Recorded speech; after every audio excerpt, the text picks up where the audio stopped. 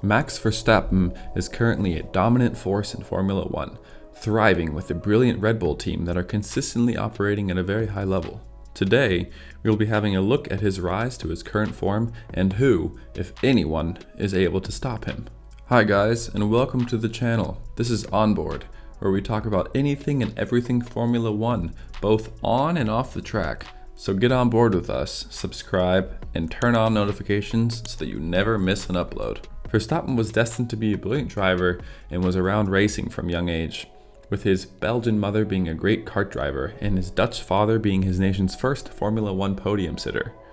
He started his first kart races when he was just 7 years old and won races in the same year, showing his immense talent by beating drivers who were up to 4 years older than him. 2013 was his final year in karts, and it was his best karting season as he won 6 titles, including the World Championship. This set him up perfectly for a successful single-seater racing career, which saw him get an F1 seat unusually quickly after spending a single season racing F3 cars. During 2014, he competed in the Florida Winter Series, where he managed to win 2 races, as well as in the FIA Formula 3 European Championship, where he finished 3rd in the standings and won 10 of the 33 races, including 6 in a row. Verstappen also won the Zandvoort Masters in this year, showing just how talented he is, having a brilliant rookie campaign against drivers with more experience than him. He was signed to the Red Bull Junior team in this same year and made his F1 practice debut with Toro Rosso. Verstappen was signed to race for Toro Rosso in 2015, becoming the youngest driver to start an F1 race. In his first season, he scored 49 points and took 2 impressive 4th place finishes. During this season, he scored 31 points more than his teammate Carlos Sainz, who now drives for Ferrari, and is regarded as one of the best drivers in the sport. In the following season, he was promoted to the Red Bull team after just a few rounds, and won his first race with Red Bull, which was the 2016 Spanish Grand Prix, becoming the youngest driver to win an F1 race. The rest is history. He has won at least 2 races in every season since, and has particularly thrived since 2019. He is now a 2-time world champion and has won 34 races, which is the 6th most of any driver in the sport's history. The 2021 season saw him defeat 7-time world champion Lewis Hamilton in a drama-filled season where he was brilliant on many occasions and led more laps than all of the other drivers combined. This season has seen him dominate and be the most consistent and the best driver in the field. He has won 14 of the 20 races so far this season, breaking the record for the most races won in a season. Many fans believe Verstappen's dominance will continue for years to come, as if he has the best car on the grid for the majority of the season, then he should continue to win the Drivers' Championship. There are some minor aerodynamic rule changes coming into the sport next season, which could affect the pecking order, but Red Bull have a far superior car than their main competitors, Ferrari and Mercedes. If they were to lose performance, it would likely only level the playing field, rather than giving another team a dominant period. However, one factor that could cost Red Bull is their punishment for breaking the cost cap regulations in 2021. Along with a $7 million fine, Red Bull have also been given a 10% reduction in their allowed aerodynamic testing time.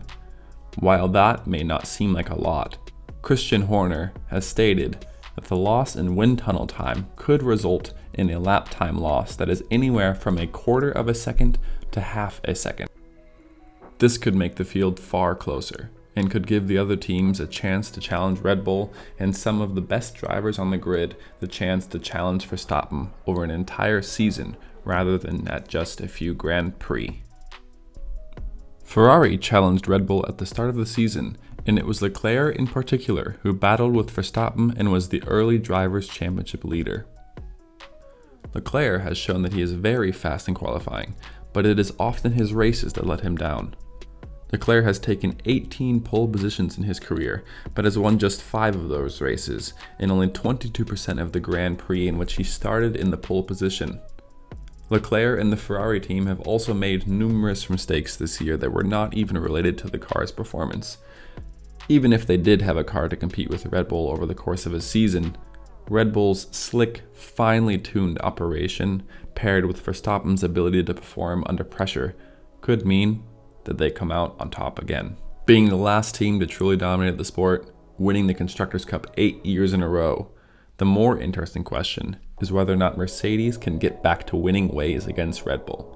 With both of their drivers being fast and technically sound, and Hamilton showing in 2021 that he can challenge Verstappen over an entire year. Russell is still yet to have a solid race-winning car, but he has shown that he has the talent to become a world champion. However, the fact that Mercedes do not have a clear first and second driver could be a problem, and one that Verstappen does not have. In theory, Verstappen's teammate is in the best position to stop his dominance, but Sergio Perez is a clear number 2 driver. He has shown that he has the pace to beat Verstappen in some sessions and races, but he has not shown that he has the potential to maintain the same level as Verstappen over a full season. He has also followed team orders in the past and will likely continue to do so in the future, as it keeps the team happy and ensures that he keeps his seat at the sport's top team.